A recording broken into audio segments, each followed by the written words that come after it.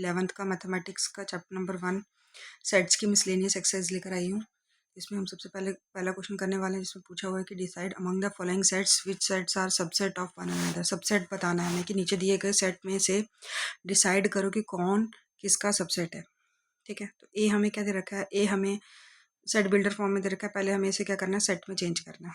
ठीक है, तो ए हमें जो सेट दे रखा है उसकी इक्वेशन क्या दे रखी है, हमें x² माइनस 8x प्लस 12 दे रखी है। ठीक है, अब इसको क्या करना है, फैक्टराइज करना है। तो हम लिख सकते हैं x² minus 6x minus 2x plus 12। Factorise करना आता है ना सबको, फर्स्ट और लास्ट को मल्टीप्लाई करना है। तो फर्स्ट और लास्ट को मल्टीप्लाई किया कितना है, 12। दो नंबर ढूंढे जिनको मल्टीप्लाई करने पे 12 है, तो 6 2 से कितना होता है, 12 होता है। और 6 में 2 प्लस करेंगे तो कितना आ जाएगा, 8। लेकिन माइनस माइनस के, ठीक है, क्योंकि -6 और -2 चाहिए तो -8 आना चाहिए। कर दिया। अब इसमें से कॉमन निकालो। दोनों में कॉमन क्या है, x और x माइनस 6 अंदर बचा। यहाँ पे दोनों में कॉमन क्या है, 2, तो यहाँ पे क्या आ जाएगा, x माइनस 6 और इक्वल टू क्या हो गया, 0। तो एक बना x माइनस 2 और एक बना x माइनस 6। ठीक है, तो x की वैल्यू यहाँ से हमें मिल गई, कितनी मिल गई, x कितना मिल गया, एक 2 मिल गया और एक 6 मिल गया। ठीक है, तो हमारा सेट ए क्या हो गया, अब हमारा सेट ए क्या हो गया, 2,6 हो गया। ठीक है, और बी हमें सेट कितना दे रखा है, तो बी हमें दे रखा है 2,4,6 दे रखा है। और सी सेट हमें क्या दे रखा है, 2 4 6 8 डॉट डॉट डॉट। ठीक है, और जो डी सेट है वो कितना दे रखा है, 6 दे रखा है। ठीक है, अब हमें बताना है कि कौन किसका सबसेट है। ठीक है, तो सबसे पहले हम क्या चलते हैं, सबसेट का मतलब क्या होता है आपको पता ही है। अगर एक सेट के सारे एलिमेंट दूसरे सेट के अंदर मौजूद हैं तो वो उसका सबसेट होता है। ठीक है, समझ में आ गई बात कि नहीं आई।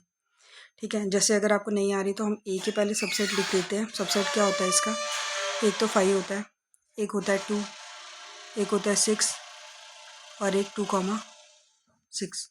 ठीक है, वैसे बी के सबसेट लिख लो, एक 5 होता है, फिर एक हो जाएगा 2, एक हो जाएगा 4, एक हो जाएगा 6, एक हो जाएगा 2,4, एक हो जाएगा 2,6, एक हो जाएगा 4,6 और एक हो जाएगा 2,4,6। ठीक है, कैसे पता करना है, तो 2 की पावर 3 कर देना है इसको। तो 2 की पावर 3 कितना होता है, 8 होने चाहिए। तो 1 2 3 4 5 6 7 8 आ गए। फिर सी का निकालो, सी का 2 4 6 8 है, तो इसके तो बहुत सारे निकलेंगे। ठीक है, इसलिए इसका तो आप मान के चलो कि इन्फाइनाइट है तो इन्फाइनाइट में आ गए। ठीक है, और डी का क्या हो जाएगा, 6 आ जाएगा। ठीक है, अब देखो डी में 6 है ना, तो ये ए बी सी तीनों के अंदर आता है। देखो ए में भी आ रहा है 6, बी में भी आ रहा है और सी में भी आ जाएगा, है ना। तो क्या लिख देंगे कि डी क्या है, सबसेट है ए का, डी क्या है, सबसेट है बी का, और डी भी क्या है, सबसेट है सी का। ठीक है, अब ए का देखते हैं। ठीक है, ए का देखो आप, तो ए का देखो, ए में क्या है, 2,6 है ना। तो अब देखो ए के कितने सबसेट आए वो चेक करो, बी में है कि नहीं है। तो 5 है, 5 है, 2 है, 2 है, 6 है, 6 है, 2,6 है, 2,6। हाँ, तो ए क्या हो गया, सबसेट हो गया किसका, बी का भी।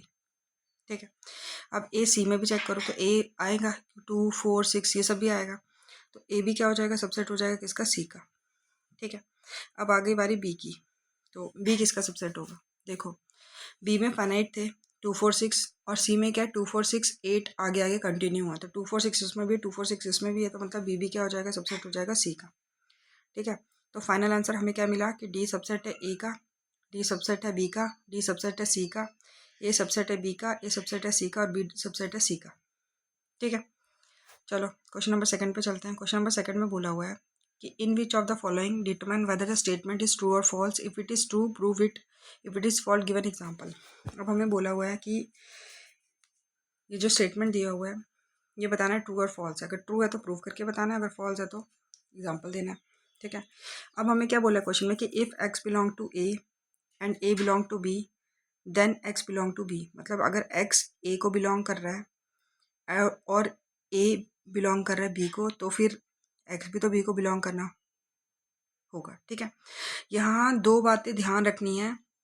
बिलोंग का मतलब है एलिमेंट है, अंदर बैठा है, और सबसेट का मतलब है सबसेट है। ठीक है, समझ आ रही है बात। तो देखो फर्स्ट वाली कंडीशन तो हमारी क्या हो जाएगी, फॉल्स हो जाएगी। ठीक है, क्योंकि देखो एग्जांपल देती हूँ मैं आपको। मान लो कि हमारे पास क्या है, ए क्या है, हमारे पास 1 है। ठीक है, तो क्योंकि 1 इसके अंदर है, ए के अंदर है, तो 1 क्या हो जाएगा, बिलोंग करेगा ए को। ठीक है, लिख दिया मैंने ऐसे। तो 1 क्या करेगा, ए को बिलोंग करेगा। अब एक बी ले लो, बी में मैंने क्या ले लिया, एक 1 ले लिया और एक 2 ले लिया। ठीक है, तो यहाँ पे पूरा का पूरा सेट ए यानी 1 बी के अंदर एक एलिमेंट की तरह बैठा है ना। तो यहाँ पे क्या हो जाएगा, इसको मैं लिख सकती हूँ ना, A, 2 लिख सकती हूँ ना। तो ए क्या कर रहा है, बिलोंग कर रहा है ना यहाँ पे बी के साथ, है ना, कर रहा है ना बी के साथ बिलोंग। ठीक है, अब ये लेकिन क्या सिंगल नंबर 1 अलग से बी में दिख रहा है, नहीं दिख रहा है। ऐसे दिख रहा है बी में ऐसे दिख रहा है 1, 2 नहीं दिख रहा ना, ये तो पूरा सेट दिख रहा है ना ए का, नहीं दिख रहा ना।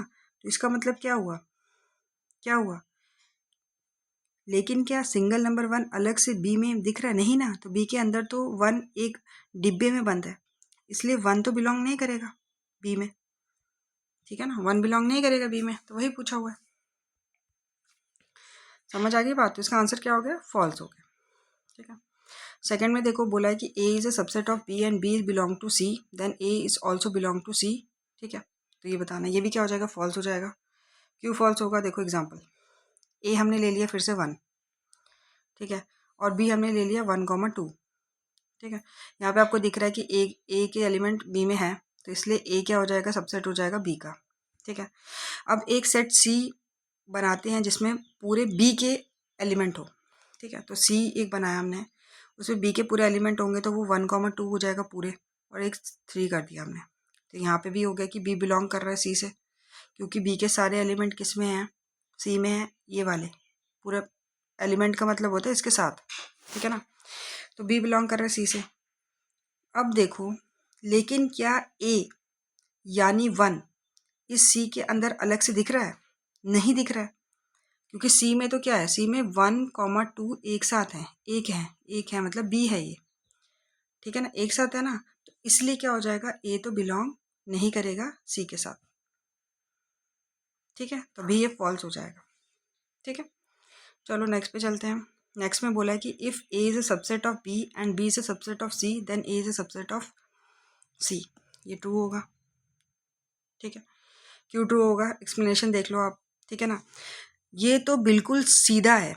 अगर ए के सारे एलिमेंट बी के अंदर हैं और बी के सारे एलिमेंट सी के अंदर हैं, तो ऑटोमेटिकली ए के सारे एलिमेंट सी के अंदर चलने ही जाएंगे। ठीक है ना, देखो ना, ए है 1 दे रखा है, बी दे रखा है आपको 1, 2, ठीक है, और सी दे रखा है आपको 1, 2, 3। ठीक है, तो ए सबसेट है बी का, हाँ है, ए के सारे एलिमेंट बी में हैं, तो ए सबसेट है बी का। ठीक है, बी सबसेट है सी का, बी के सारे एलिमेंट सी में है, हाँ है, तो ए सबसेट होगा सी का, हाँ ए के एलिमेंट भी बी में है, हाँ है। ठीक है ना, तो हम इसको कैसे लिखेंगे, इसको हमें प्रूफ करके बताना पड़ेगा। तो एक एलिमेंट है, हम मान लेंगे कि एक एलिमेंट है ए में, मतलब ये एक्स है।